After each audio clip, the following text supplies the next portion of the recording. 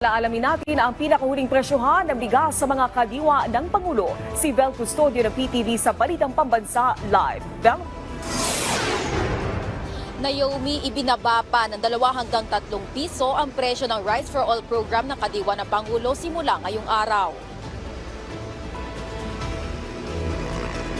Ito'y alinsunod sa direktiba ni Pangulong Ferdinand R. Marcos Jr. na gawing abot kaya para sa masa ang basic necessities and prime commodities para sa food security.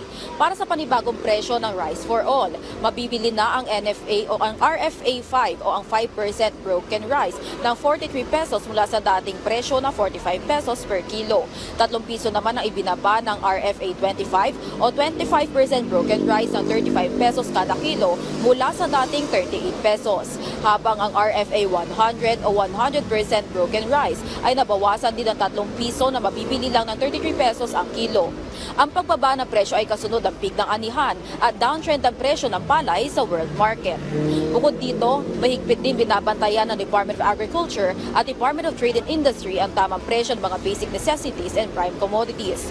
Kaya naman patuloy ang pag-iikot ng DA at DTI sa mga public market at groceries. Mamaya nakatakdang mag-ikot ang 2 ahensya dito sa Commonwealth Market, kasama ang ilang kawani ng Quezon City LGU at PNP. Naomi, ilan sa mga titignan sa inspeksyon mamaya ay kung tama ang inilalagay na presyo sa mga bigas, gulay, prutas, mga karne at basic necessities at prime commodities. Titignan din o susuriin din kung walang daya ang mga timbangan sa palengke. Mula sa People's Television Network, Vel Custodio, Balitang Pambansa. Maraming salamat, Vel Custodio.